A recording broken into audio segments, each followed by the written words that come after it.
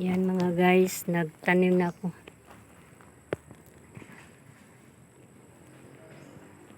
Pinag-ano ko yung lupa para ano siya, makahinga ba. Nagalo-halo to. Tanglad, lugbati, sili, tag dito okra, talong. Kasi yung iba pagkatanim hindi sabay-sabay. Kaya yung hanggang sa may space, nilagyan ko, tinataniman ko para hindi sayang yung ano ba, lugar. Kaya yan, ginanyan ko na lang. Dapat sana arrangement no maganda, yung alugbate, ganyan sana. Kaso yung mga ano, pagka time na nagtanim, hindi siya sabay-sabay. Kaya nagkakaganyan yan kasi may nauna, kagaya niyan, tanglad na una. Then pangalawa ano, sili. Then pangatlo lugbati. Tapos huli yung tanglad dito. Yung dito banda. Nay. Kasi yung tag-init, yung tanglad sa bukid, nalaya. Nilipat dito para madiligan siya kasi may tubig dito sa ibaba. Yun na, sawa ng Diyos may ano, nabuhay siya kasi naulanan. Dami yan doon pa doon sa kabila. Tapos yung huling tinanim ko ano, talong. Tapos may susunod ako itatanim yung sili espada. Ito kasi sili ano to sili maanghang. Ayun, ang daming bunga. Ayun, diba? Ayan. Namunga na siya. Daming bunga. Sili. Ayan. Tapos lilipat ako doon magtanim sa kabila. Kasi madami pa akong tatanim na talong. Nilagyan ko yan dito. Dati kasi ito lagbati. Mga talong yan. Inalis ko kasi hindi na siya hindi magandang ano. Yung ganyan kasi bago pa yan. Yung lagbati bago yan. Kaya ano siya yung pag nagsasalingsing siya, maganda siyang ano. Doon pa. Madami pa doon. Ayun yung ano. Yan. Lagyan ko pa ng ano yan, yung kahoy. Para hindi ano ng manok. Tapos doon ako sa kabila. Tapusin ko lang to kasi para kita paano may dito, may maasahan ba, may mahintay. May ma-harvest sa tulong ni Lord. Kasi yung ulam blessing kasi yan sa kanya yan. Kaya nasaya ako. Kasi ang dami namin tanim. Sa tulong naman ng Panginoon na pinaulan niya, na dilidiligan siya. Sobrang saya ko kaya nabubuhay siya. Napapakinabangan kasi dahil may save na sa ulam ba. May ulam ka na, tapos hindi ka nabibili.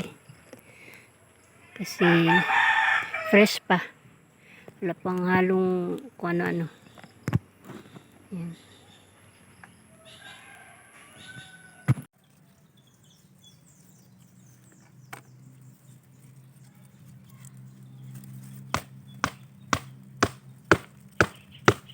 Arangan tani kasi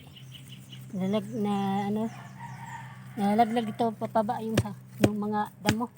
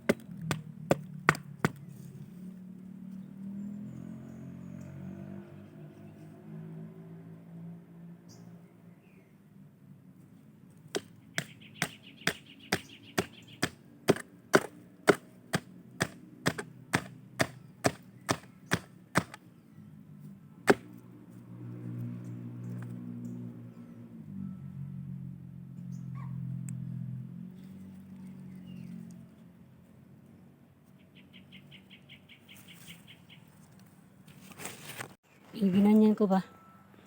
Kasi yung damo papunta ron, ay yung galing doon, yung dahon ng kawayan, bababa siya dito. Yan. Kinakaykay ng manok. Nagagalaw ng manok ba? Tapos papunta sa baba. Dito siya. Punta sa mahirap dito maglinis, magwalis. Hinarangan ko ng kawayan. Ayan. Tapos medyo na siya. Yung marupok ba? Dinagdagan ko ng mga ibang kahoy. Papunta ron. Para yung na mga dahon dyan lang. Hindi siya bababa. Yan. Yung mga tangla dito. Tapos yung mga lugbate. No?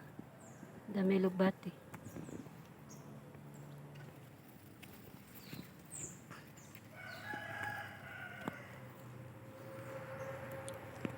Inano ko yung batong namin des na natumba.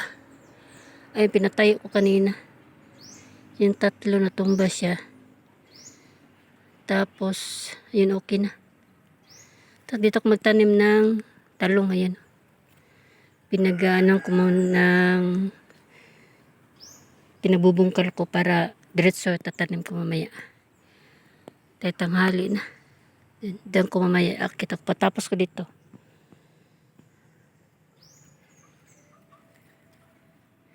Ay, yung kalabasa.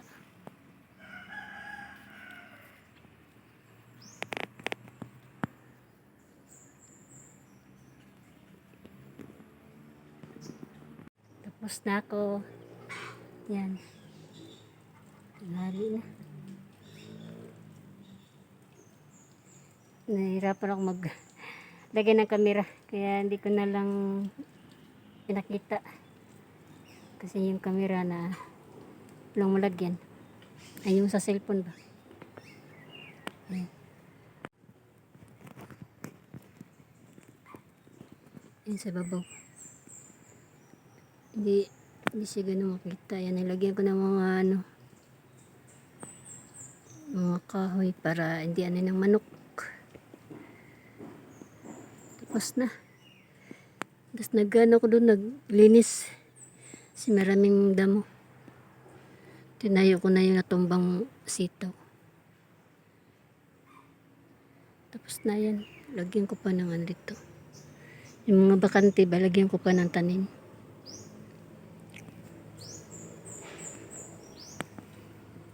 Yan. Tapos papunta ko ng Tabay. Saan yung itak? Maglinis na ako. Putik na pa ako yun. Ang dumi ko.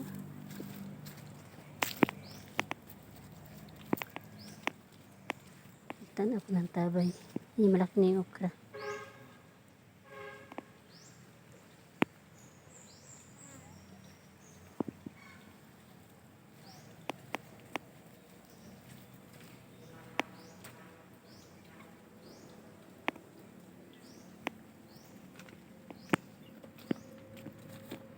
Naglilinis na ako.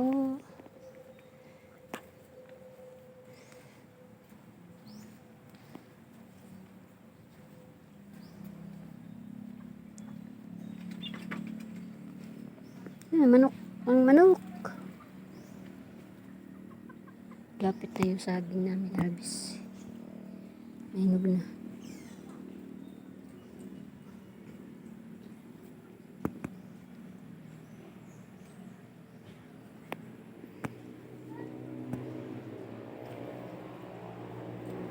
Ito na yung sunod kong ayan, sili.